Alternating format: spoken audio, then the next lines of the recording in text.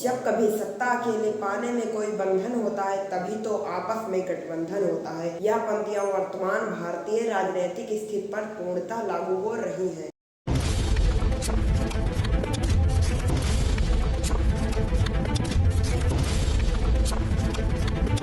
सत्ता की चाह, लोकतंत्र की जरूरत और संविधान का पालन करते हुए जब कभी एक दल को बहुमत नहीं मिल पाता है तब शुरू होता है राजनीतिक समझौतों का दौर।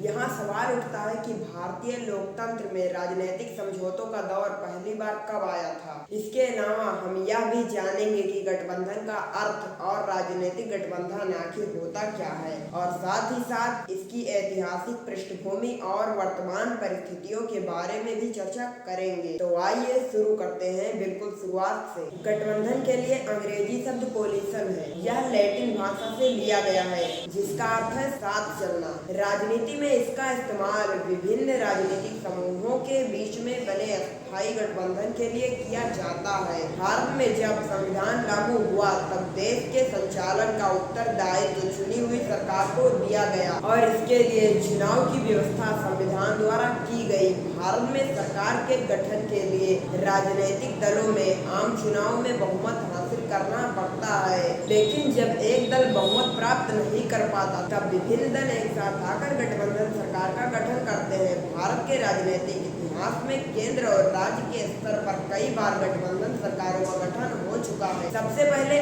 आजाद भारत में गठबंधन का पहला प्रयास 1952 में श्यामा प्रसाद मुखर्जी ने किया था, जिसके तहत उन्होंने सरकार की कश्मीर नीतियों का विरोध करने के लिए नेशनल डेमोक्रेटिक फ्रंट यानी एनडीए नाम की गठबंधन बनाया था। इसमें 32 लोकसभा और 10 राज्यसभा सांसदों का समर्थन प्राप्त था। केंद्र में पहली बार 1977 में गठबंधन सरकार जनता पार्टी के नेतृत्व में बनी, जिसके मुखिया के रूप में मोरारजी देसाई ने भारत के पहले गैर कांग्रेसी प्रधानमंत्री की पद की शपथ ली। कांग्रेस ने 1980 में इंदिरा गांधी के नेतृत्व में और 1984 में राजीव गांधी के नेतृत्व में बहुमत प्राप्त कर सरकार का गठन किया, लेकिन 1989 में फिर गठबंधन की सरकार बनी। इसके बाद 1996 व 98 में संयुक्त मोर्चा की 2 अस्थिर सरकारों का गठन हुआ। इसके बाद 1998 में अटल बिहारी वाजपेयी ने राजनीतिक परिस्थितियों को समझते हुए मौखिक गठबंधन की जगह घोषित गठबंधन करते हुए एनडीए का गठन किया।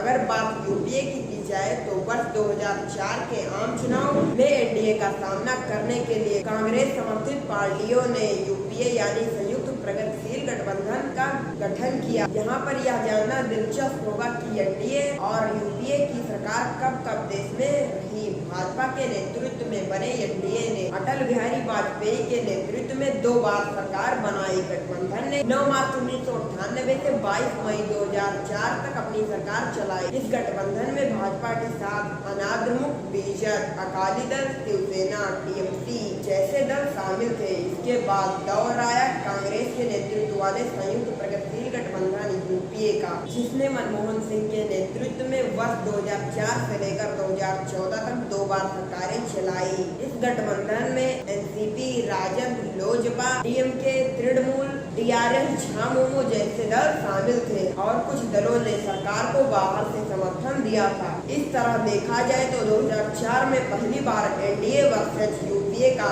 राजनीतिक मुकाबला हुआ था। इसके बाद 2009 के चुनाव में भी यूपीए विजयी रहा, लेकिन 2014 में नरेंद्र मोदी के नेतृत्व में एनडीए ने सत्ता में बेहतरीन वापसी की और तब से अब तक सत्ता पर काबिज है। अब आपके मन में यह सवाल आना लाजमी है कि आखिर यह इंडी गठबंधन क्या है और कैसे बना।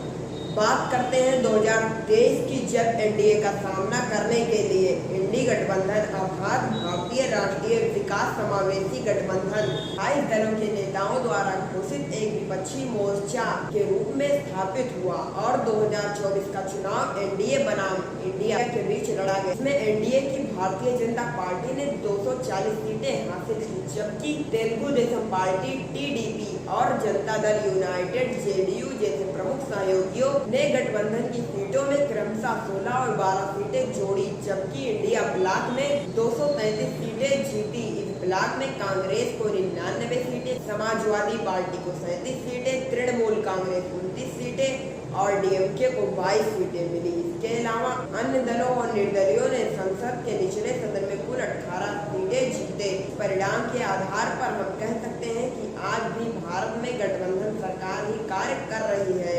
इसी तरह की रोचक और जानकारीपूर्ण वीडियो के लिए जुड़े रहिए हमारे साथ। मिलते हैं अगले एपिसोड में एक दिलचस्प जानकारी के साथ। जय श्री राम।